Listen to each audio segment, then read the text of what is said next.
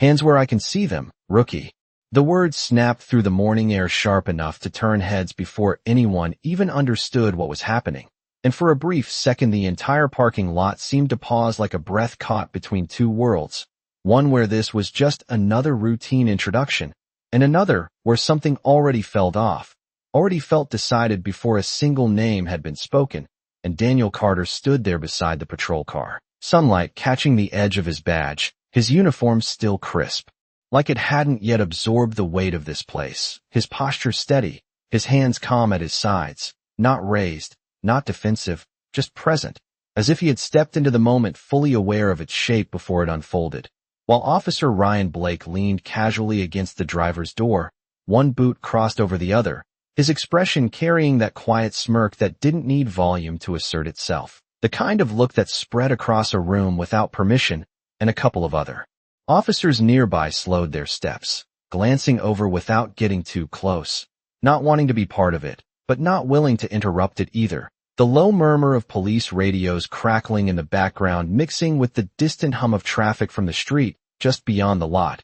Everything ordinary except for the tension that settled like a thin layer of dust over the scene, and Daniel's eyes moved once, briefly, taking in the spacing between them, the angle of Blake's stance, the way the others positioned themselves just far enough to avoid responsibility.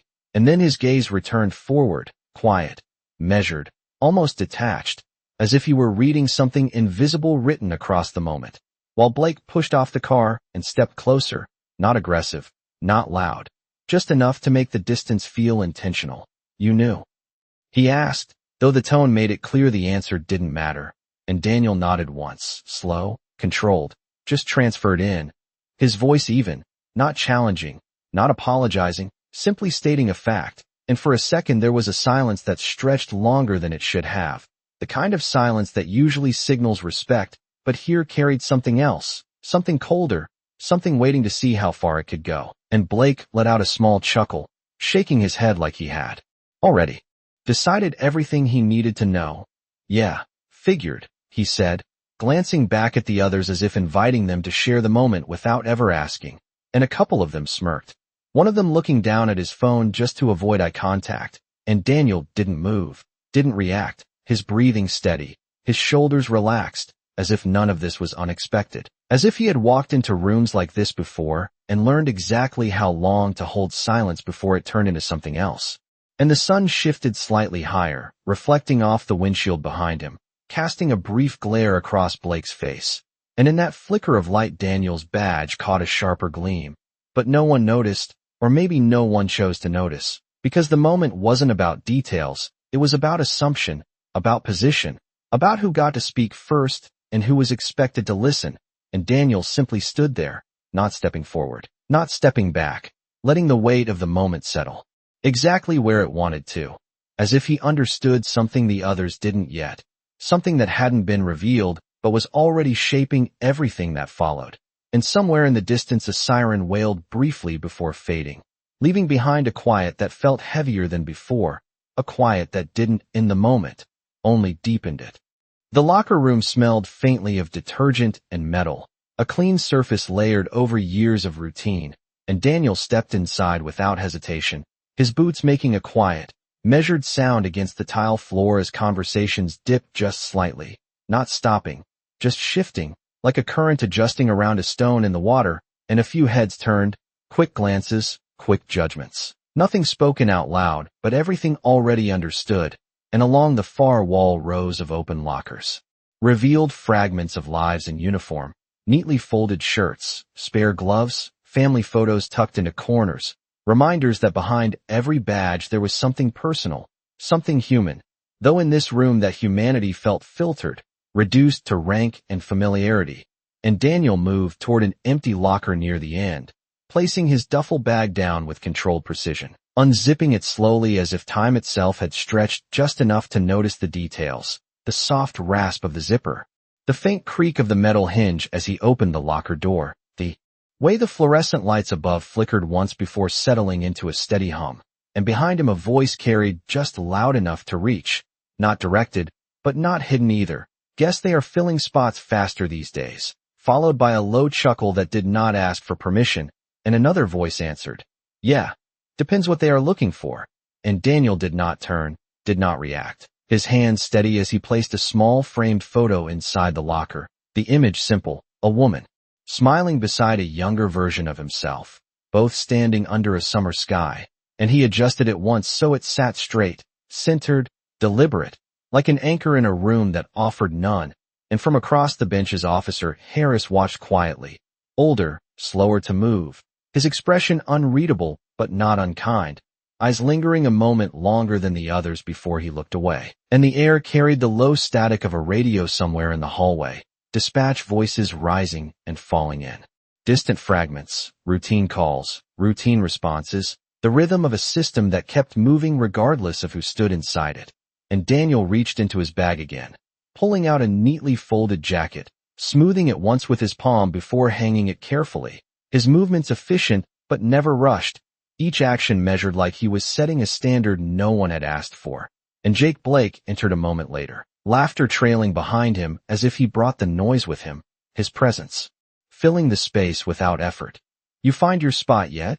he called out, not waiting for an answer as he walked past, bumping lightly against the edge of the bench, just enough to shift it an inch, just enough to test the reaction. And Daniel's hand paused for half a second before continuing, unaffected, the jacket settling into place, and the silence that followed was thin but noticeable, a quiet that expected something, anything, but received nothing in return, and that absence seemed to irritate more than any response could have. And Blake shook his head slightly, exhaling through his nose as if dismissing something unfinished. "You will learn," he muttered, almost to himself, though the words carried. And Daniel finally closed the locker door, the soft click echoing just enough to mark the end of the moment. And when he turned, his gaze moved across the room once, not confrontational, not submissive, simply present, absorbing, cataloging. And for a brief second his eyes met Harris again, and something unspoken passed between them, not agreement, not alliance, just recognition, the kind that does not need language. And then Daniel stepped away from the locker, adjusting his sleeve with a small, precise motion, the fabric catching the light as he moved toward the exit, his pace steady, unhurried, leaving behind a room that had already tried to define him before he had spoken more than a handful of words. And somewhere above the ceiling the building hummed, pipes and wiring carrying unseen currents, the quiet machinery of structure and control.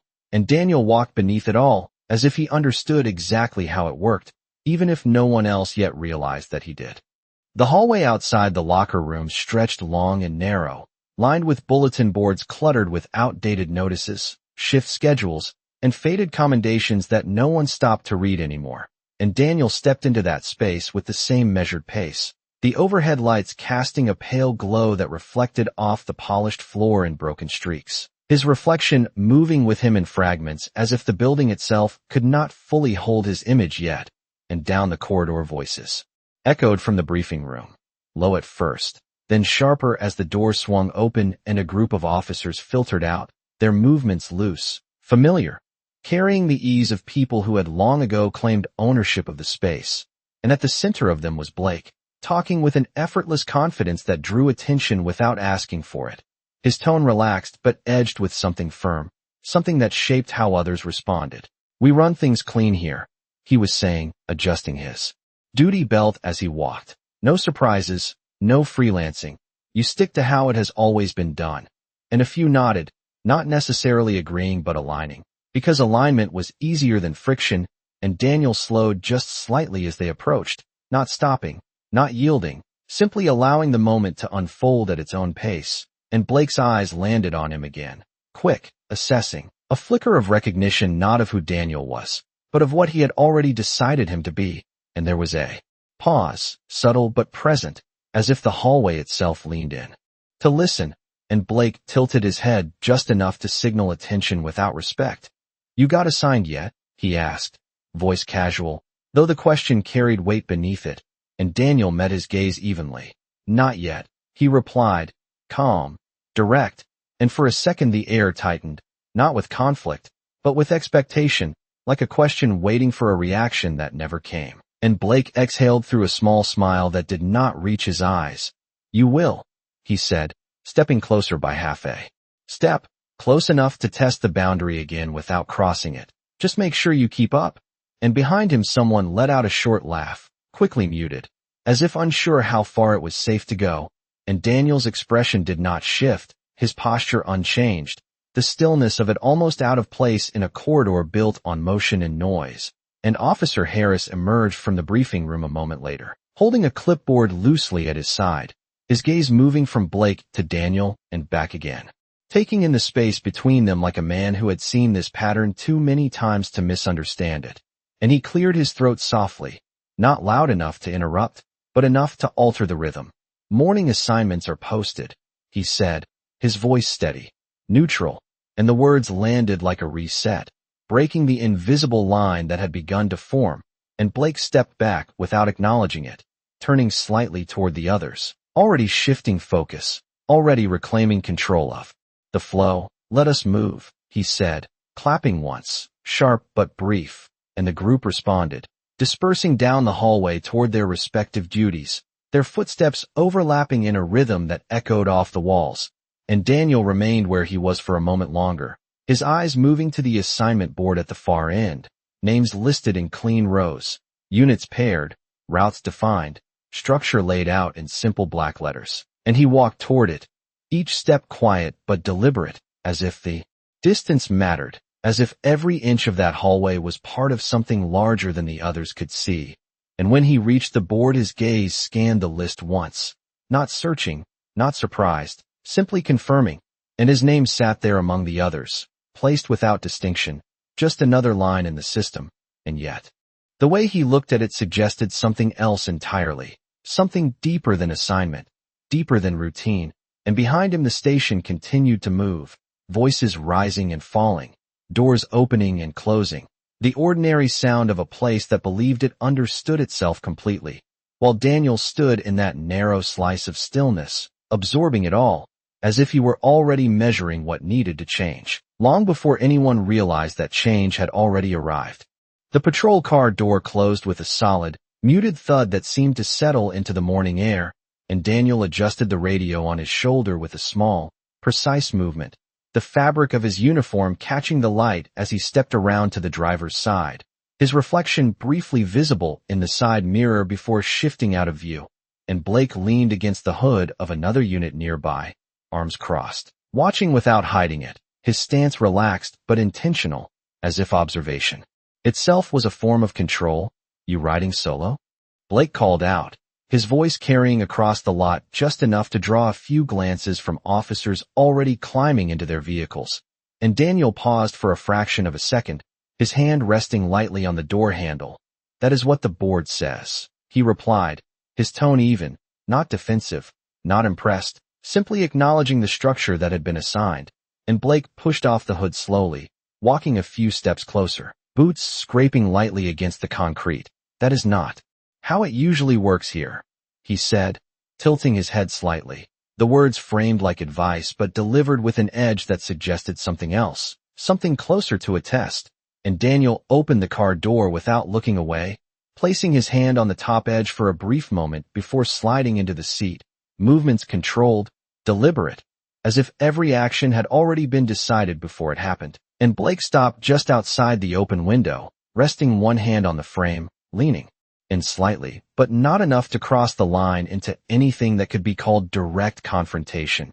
You might want to check with someone before you start making your own calls, he added, his voice lower now, more focused, the casual tone thinning just enough to reveal the expectation underneath.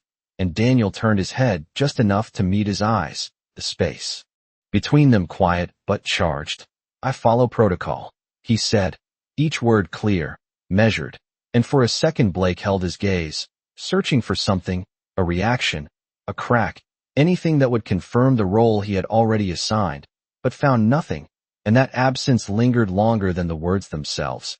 And behind them engines started one by one, the low rumble filling the lot with a steady vibration that moved through the ground and up into the air, radios crackling alive with dispatch calls, voices overlapping in controlled urgency. And Daniel reached for the ignition, turning the key with a smooth motion, the engine responding instantly, a quiet, steady hum that matched the rhythm of his breathing, and Blake straightened, stepping back half a pace, his hand sliding off the window frame. "Just saying," he muttered, though the phrase carried less weight now, less certainty, as if the moment had not gone the way he expected, and Daniel adjusted the rearview mirror slightly, the angle shifting until Blake's reflection fell just out of frame, replaced by the open space of the lot behind him. And without another word, he pulled the car into motion, tires rolling smoothly over the concrete, merging into the line of vehicles exiting toward the street, and the city opened up ahead in wide lanes and long stretches of asphalt, buildings catching the early light. Shadows still stretched thin across sidewalks and storefronts, and Daniel drove with steady hands, eyes forward, absorbing the rhythm of traffic, the timing of lights, the flow of movement that defined the streets he would now patrol. And in the quiet of the car, the radio continued to murmur, codes and locations blending into a familiar pattern. And for a moment, everything felt ordinary, structured, predictable. Yet beneath that surface there was something else, something unspoken that lingered from the station, from the looks, the words, the assumptions that had been placed before he had even begun. And Daniel exhaled slowly, his grip on the wheel relaxed but firm, as if he understood that this was not just a shift, not just another assignment, but the beginning of something already in motion, something that would not reveal itself all at once, but piece by piece, moment by moment, until the truth of it could no longer be ignored. The patrol car rolled to a slow stop at the edge of a quiet intersection, the red light casting a steady glow across the dashboard, and Daniel rested his hands lightly on the steering wheel, fingers relaxed but ready, his eyes scanning the street ahead, where a few early pedestrians moved along the sidewalk, their steps unhurried, unaware of the silent evaluations happening from behind the glass. And the radio crackled softly with another call, routine, distant, something another unit picked up before he even needed to respond. And for a moment, the city felt balanced, controlled, like a system running exactly as it was designed, until a voice cut through the calm, sharper than before, unmistakable.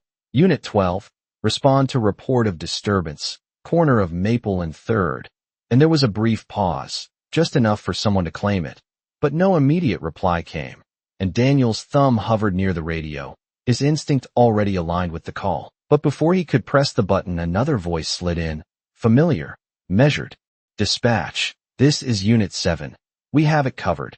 Blake's tone confident, almost casual, as if ownership of the situation had already been decided, and Daniel's gaze shifted slightly, not toward the voice, but toward the direction of Maple and 3rd, calculating distance, traffic, timing, the quiet math of response that lived beneath every call. And the light changed from red to green. A soft click followed by the forward flow of movement, and he eased the car ahead, not rushing, not hesitating, simply moving with purpose. And as he turned onto the next street, the radio spoke again. "Unit 12, confirm status." And there it was, direct now, undeniable, and Daniel pressed the button, his voice steady. "Unit 12 responding." And the silence that followed was brief but heavy, like a line crossed without permission, and then Blake's voice returned, sharper this time, stripped of its earlier ease. "Dispatch, I already said we have it."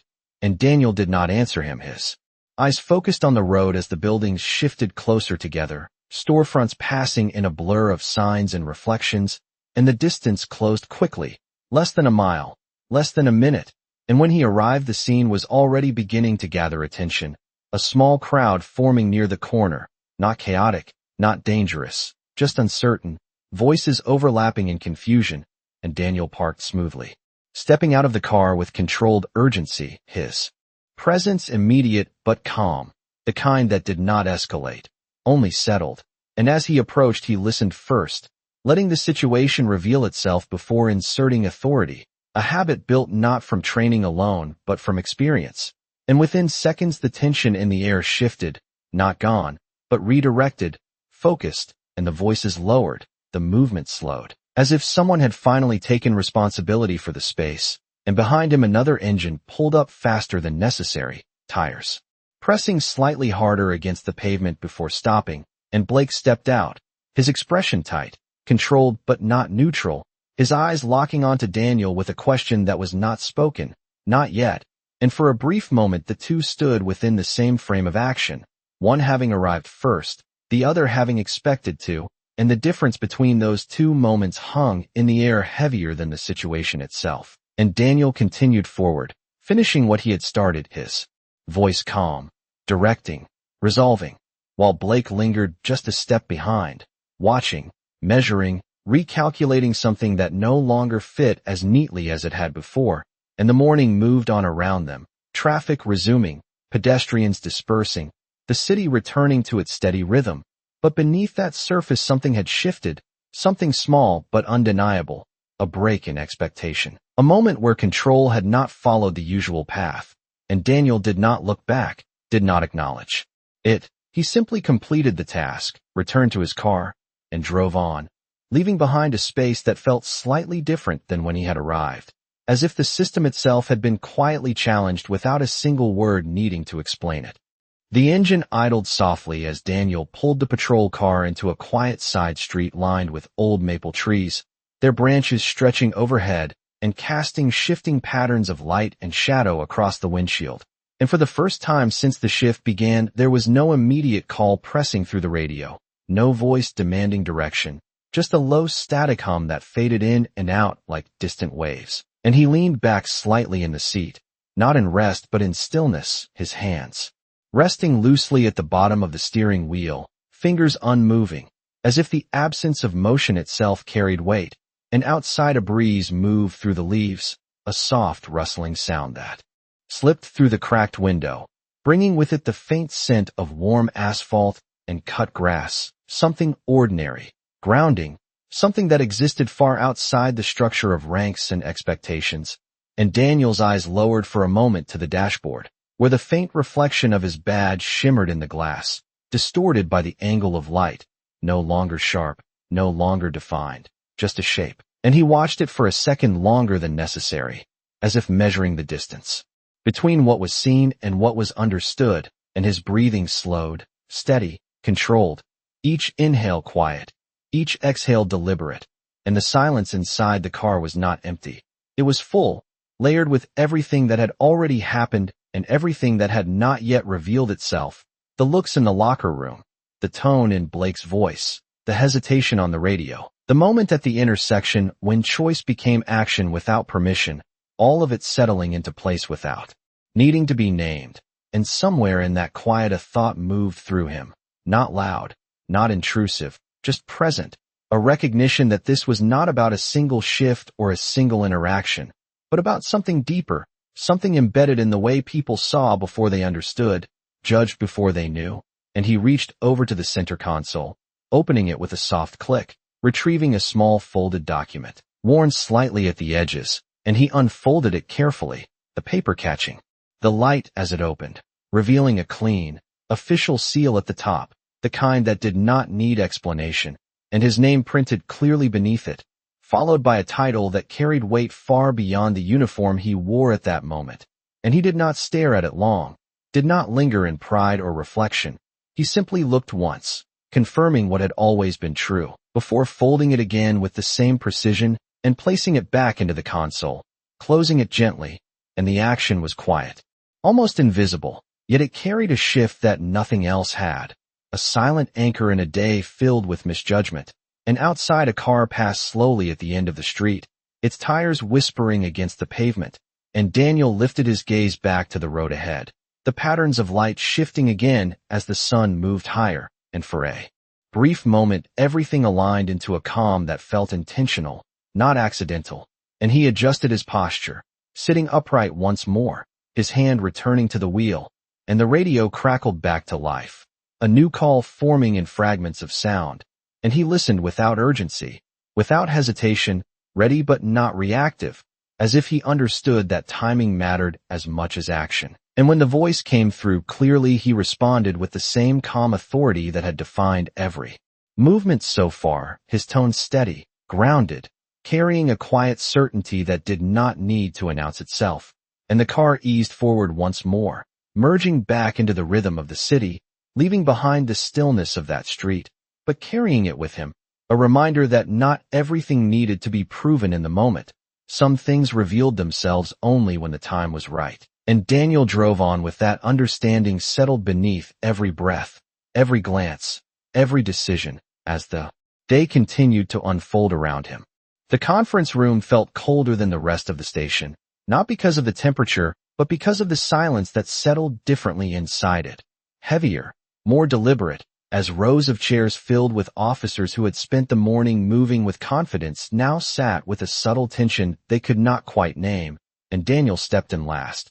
His presence quiet but immediate, the door closing behind him with a soft click that echoed longer than it should have, and at the far end, Chief Lawson stood beside the long table, a folder in his hand, his expression composed but firm, the kind that did not invite interruption, and Blake leaned back in his chair near the center, one arm draped casually over the backrest, though the casualness no longer fit as naturally as it had earlier, his eyes flicking toward Daniel for a fraction of a second before returning forward, and the room settled into stillness, the low hum of the overhead lights filling the gaps between breaths, and Chief Lawson cleared his throat once, not loud, but enough to anchor attention.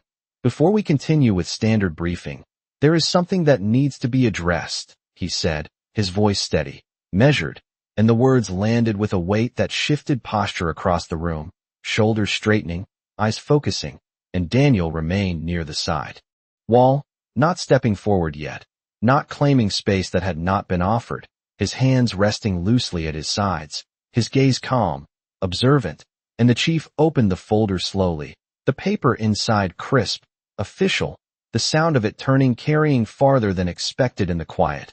As of this morning, he continued, pausing just long enough to let the words settle. This station is under internal evaluation for operational conduct and leadership alignment, and a ripple moved through the room, subtle but undeniable, eyes shifting, expressions tightening, and Blake's posture changed almost imperceptibly, his arm lowering from the chair as his attention sharpened, and Chief Lawson lifted his gaze from the document, looking directly across the room. To oversee this process, a new commanding officer has been assigned, he said, and for a brief second the room seemed to hold its breath, the expectation forming before the reality arrived, and then he turned slightly, his hand extending in a small, precise gesture toward Daniel. Captain Daniel Carter. And the name landed not as a sound but as a shift, immediate, irreversible, and Daniel stepped forward with the same measured pace he had carried all morning. No change in expression, no visible reaction, only presence, and the distance between him and the front of the room closed in quiet steps that echoed softly against the floor, and no one spoke, no one moved. The realization unfolding across faces and layers. Confusion first, then recognition, then something deeper, something closer to understanding, and Blake sat still, his gaze fixed on Daniel now, not with the casual authority from before, but with something unsettled, recalculating, the earlier moments replaying in a different light, and Daniel reached the front of the room, stopping beside the chief, his posture straight, his hands still, his eyes moving once across the officers seated before him, not searching, not judging, simply seeing, and the silence stretched, not empty, but full of everything that had changed in a single sentence. And in that silence the truth settled fully into place, quiet but undeniable, like a line drawn that could not be erased. And Daniel did not speak yet, did not rush to fill the space, because the moment itself was already doing the work, already revealing what words could not, and for the first time since the morning began, the room no longer felt controlled by assumption, but by something else entirely, something steadier, something earned without needing to be announced.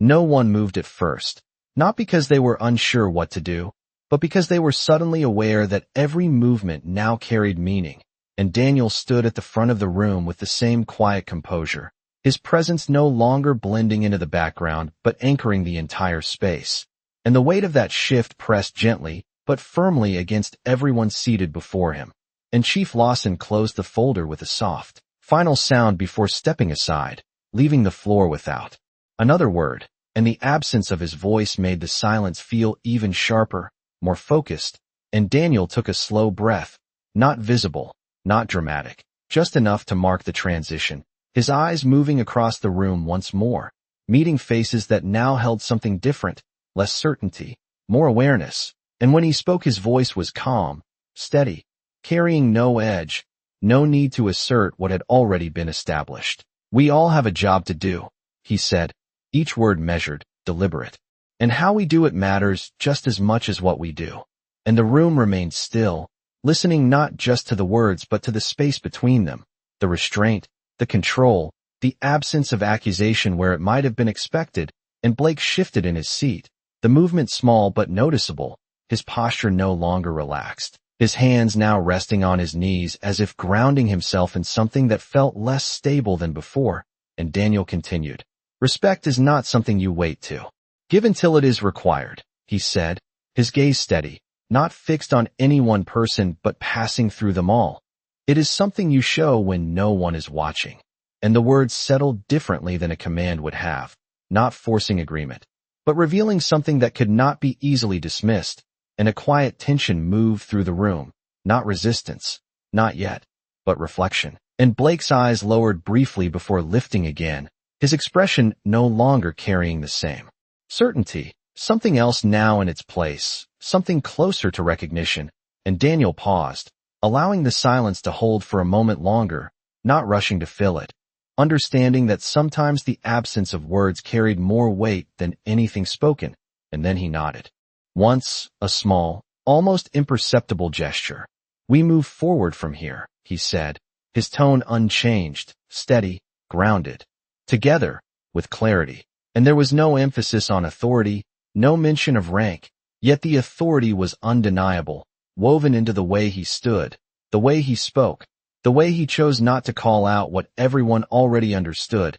And across the room, Officer Harris shifted slightly, a faint exhale leaving him as if something unspoken had finally been acknowledged. And one by one the officers adjusted in their seats, not dramatically, not all at once, but enough to signal a change in posture, in awareness, in the quiet alignment of a room that had been forced to see itself differently. And Blake finally leaned forward, elbows resting on his knees, his gaze steady now, no longer avoiding, no longer dismissing. And though he did not speak, the absence of his earlier confidence said enough. And Daniel stepped back slightly, not retreating, but opening the space again, allowing the structure of the room to reform around something new, something steadier. And the fluorescent lights hummed softly overhead, unchanged, yet the room beneath them felt different, as if the air itself had shifted, carrying less assumption, more intention. And for a moment no one spoke, no one needed to, because the message had already settled where it needed to, not forced, not demanded, simply understood. The room emptied slowly, not with the usual rush of routine, but with a quieter, more measured pace, chairs sliding back with soft sounds, footsteps echoing against the floor in uneven intervals.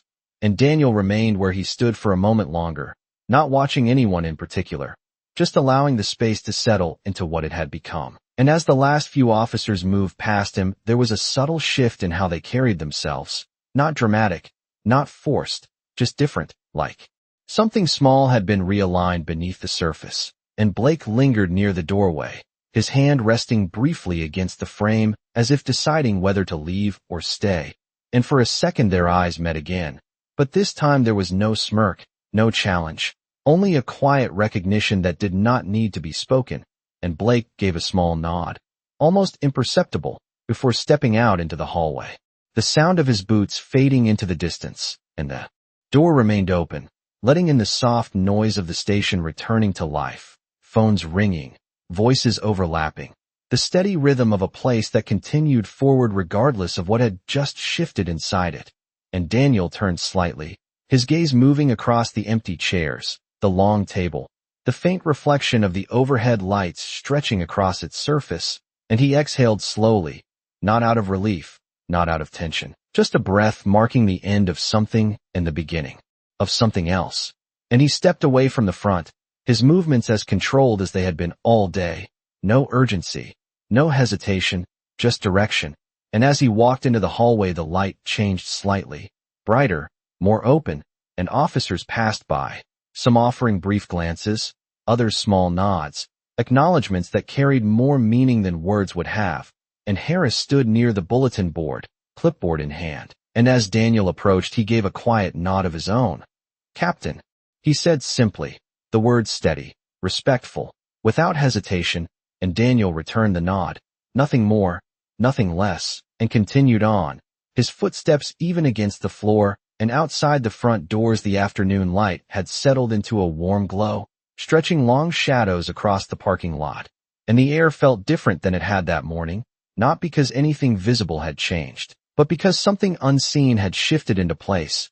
And Daniel paused for a brief moment at the edge of the steps, looking out over the lot where patrol cars sat in quiet rows, engines off, waiting, and the breeze moved gently through the space, carrying with it the distant sounds of the city, steady, constant, alive. And he adjusted his sleeve once, a small, habitual motion, before stepping forward, descending the steps with the same calm precision that had defined every moment before. And as he crossed the lot, his reflection passed again through the window of a parked car, clearer now, more defined, and he did not look at it, did not need to, because the shift was no longer something to confirm. It was something already understood, and the station behind him continued to move, to adapt, to recalibrate around a presence that had never needed to announce itself to be real. And Daniel walked on without looking back, his pace steady, his posture unchanged, leaving behind a space that now carried a different kind of silence, one that no longer came from assumption, but from awareness, quiet, grounded, and lasting.